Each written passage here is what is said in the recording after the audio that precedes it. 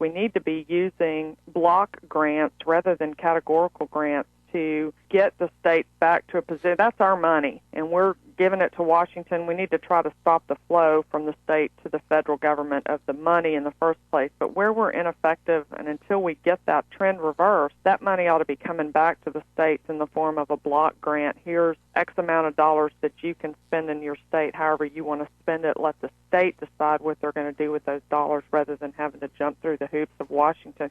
We've not fought that fight at all in Texas, and he's rejecting the dollars without following up on the rest of the argument, I think, to try to get money. We're sending our federal gas tax money is, going to the federal government and not coming back to us at all. We ought to really be stopping that flow, I think, before it ever even leaves the state. All right. Here's a few more for you. Debra Medina, candidate for governor in the great state of Texas, on the line with us here today.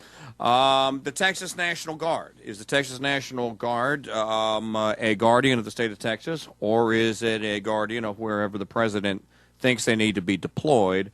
And are you a proponent of bringing the guards back, bringing the guards home when their deployments are done, and bringing them back to the state where they belong? Well, I'm not sure about the military force in other states, but in Texas, we have 3 branches in the Texas military force, including, as you mentioned, the Army and Air National Guard, which are subject to call up by the President of the United States. But we also have in Texas the Texas State Guard. That's a voluntary force that can be called to active duty by the state's commander-in-chief, which is the governor. And I issued a border security and immigration plan last week and began to tell people last night as I was speaking in a number of different areas, and will continue to do that.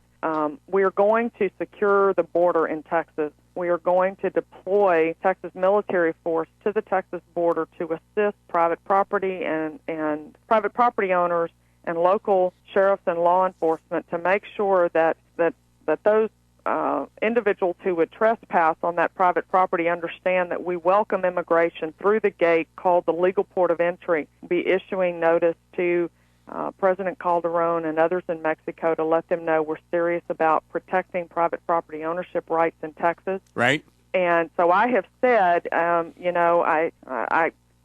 not a fortune teller, but I just bet you whenever the president understands the governor is serious about securing the border, suddenly the National Guard in Texas is going to be deployed elsewhere. So State Guard, get ready. Start volunteering now. Start getting ready now. I'm telling you, if I'm the governor, I'm calling you up. You need to be ready to go. You've got 10 months to get there. Okay, let's stick on the subject of private. You got 10 months. Let's stay on the subject of private property. There's a big initiative that's going to move through the Texas legislature, and if I'm reading the press dispatches correctly, it may even be put to a vote, but it may ultimately fall to the legislature or the governor. And that is that somebody in Texas feels that the state doesn't have enough eminent domain powers. They want more. And she's laughing because she knows what I'm talking about. They want more eminent domain powers to confiscate more private property, to build more roads, to more people's buildings, to erect more schools, or whatever it is that they want to do, more government buildings on more people's private property. And you, Debra Medina, candidate for governor, say what? Hell no. Okay, that's it's an easy answer to the question. The federal mandates and federal control over any part of the education department of Texas, especially No Child Gets an Education Act. Yeah, absolutely. Rejecting any federal action that's outside of Article 1, Section 8 of the U.S. Constitution.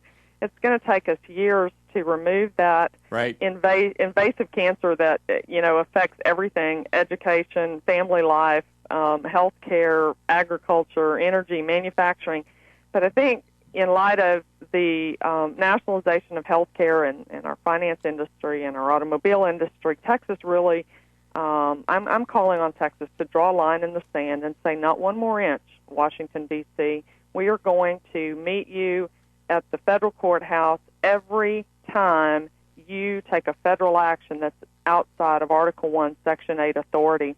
We're going to pass legislation through our legislature that outlaws anything that you do that's outside of Article 1, Section 8, and then we're going to pull together the wisdom and collective minds of men to strategically work on removing you from the areas where you have encroached without authority.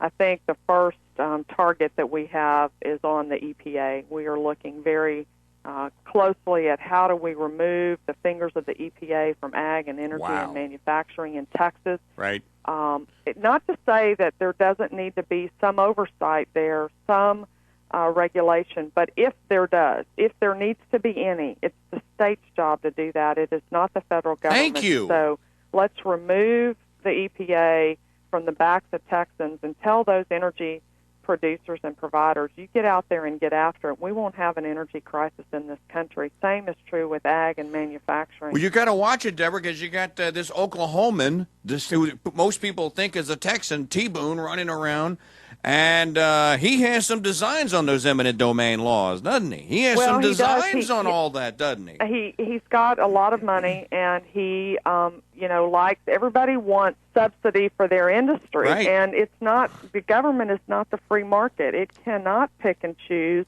It hasn't proved itself very skillful in picking and choosing winners. And so, our governor is currently beating up on the senator for voting for the bailout, and we say, hey, wait a minute, dude, you did the very same thing with Countrywide several years ago. You used tax dollars in Texas to give a big loan to Countrywide that went belly up. He's done that with several different businesses. We've got this corporate slush fund that's available to the governor to try to promote business economic development in the state of Texas, and a number of those that he's awarded those dollars to have not performed as expected. There again, not the role of government to be getting into the private sector and supplementing the balance sheet of companies that can't make it on their own. No, and you're absolutely correct. All right. It is Medina for Texas, MEDINAFOR, Texas. You can find her on the internet anywhere. You can find her at Facebook. And there's another debate coming up at the end of the month. You people in Texas, you asked for a conservative candidate. You asked for someone that was not a politician and a careerist. Well, Debra is not, I can assure you, and I think you can hear that. Debra, we will look forward to getting some of the highlight reels from January 29th. And shortly thereafter, we'll have you back for an update. Mike, I appreciate it. You've got a lot of listeners in Texas. We had a tremendous surge in our traffic the first time you and I had an opportunity to talk, so I really appreciate the time to get back on and talk with you again about what's happening in Texas, and look forward to continuing that dialogue. Well, I appreciate someone that's willing to put their name up there and is willing to go toe-to-toe with the establishment and to say the things that need to be said, Debra, and you don't back down. And in 3 months, you haven't gone. What's the word? I asked Ron Paul if he was worried that he was appearing on all these TV shows, if he was worried that he had sold out. And he told me, he said, I actually had that thought. If I sold out, did I do something wrong here? Why do these people want me on their shows all of a sudden?